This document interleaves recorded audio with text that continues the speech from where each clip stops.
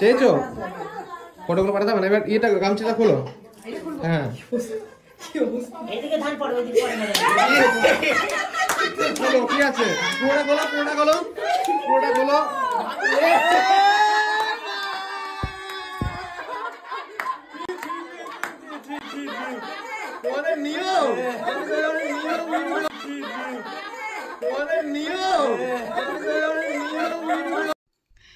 কিছুক্ষণ আগে স্ক্রিনে একটি ভিডিও দেখানো হয়েছে, আপনারা প্রত্যেকেই সেই ভিডিওটি দেখেছেন। আচ্ছা, এই ভিডিওটি দেখার পর প্রথমেই আপনাদের কি মনে হয়েছে যে এটা যুক্তিসঙ্গত? একটা নববধূ যখন শ্বশুরবাড়িতে আসে, সে অনেক স্বপ্ন নিয়ে, অনেক আশা নিয়ে, অনেক চিন্তা নিয়ে তার শ্বশুরবাড়ি আসে। কিভাবে সে সংসার করবে, কিভাবে মানিয়ে নেবে একটা নতুন পরিবেশে। এখানে দেখা যাচ্ছে একজন নববধূ, যার মুখটাকে আমি একটু ব্লার করে দিয়েছি, কারণ আমি চাই না এই নতুন বউটিকে কিংবা তার পরিবারের কোনো মানুষকে কেউ ব্যক্তিগতভাবে আক্রমণ করুক, কিন্তু তার সাথে যেটা ঘটানো হয়েছে সেটা অত্যন্ত লজ্জাজনক। আমি আশা করি না কোনো নতুন বউ যখন শ্বশুরবাড়িতে পা দেয় তখন তার সঙ্গে এই ধরনের একটা অশ্লীল মজা হোক। এটা মজা করতে গিয়ে ওরা সনাতনী রীতিকে তো ছোট করেছেই, ওদের মুখগুলোকে ঢেকে দিলেও আমি ওদের কথাগুলোকে মিউট করিনি। এটাই বোঝানোর চেষ্টা করেছিলাম যে ওরা সনাতনী বিবাহ রীতিতে এতটাই বিব্রত এবং বিরক্ত যে সনাতনী রীতিকে ব্যঙ্গ করার জন্যই এই ধরনের মজাটা করা হয়েছে। আবার ইদানিং দেখা যাচ্ছে সোশ্যাল মিডিয়াতে ভাইরাল হওয়ার জন্য কিছু ট্রেন্ডিং কাজ তারা করছে শুধুমাত্র জনসমক্ষে প্রচার পাওয়ার উদ্দেশ্যে, কিন্তু সেই প্রচার পেতে গিয়ে একটা মানুষকে তথা নববধূকে যে এখানে অপমান করা হয়েছে সে বিষয়ে হয়তো তাদের ভ্রুক্ষেপও নেই।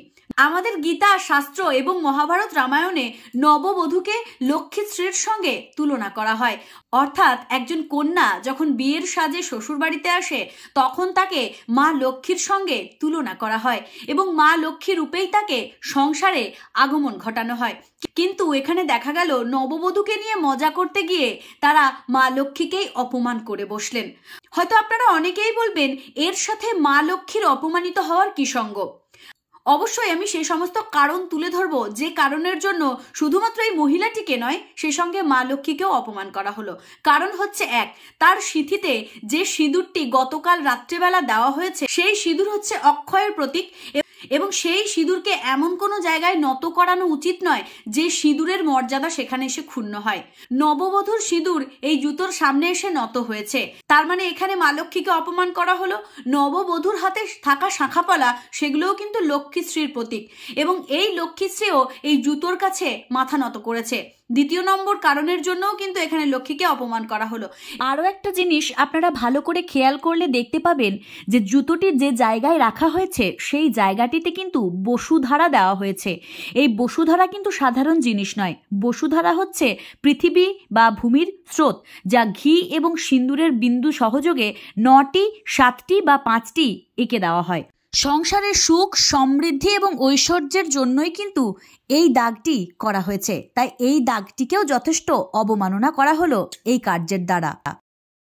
এবং সব থেকে বিশেষ যে কারণটি সেটা হলো নববধূর হাতে থাকা গাঁটছড়া, যে গাঁটছড়া 1 বছর পর্যন্ত খুলতেই নেই।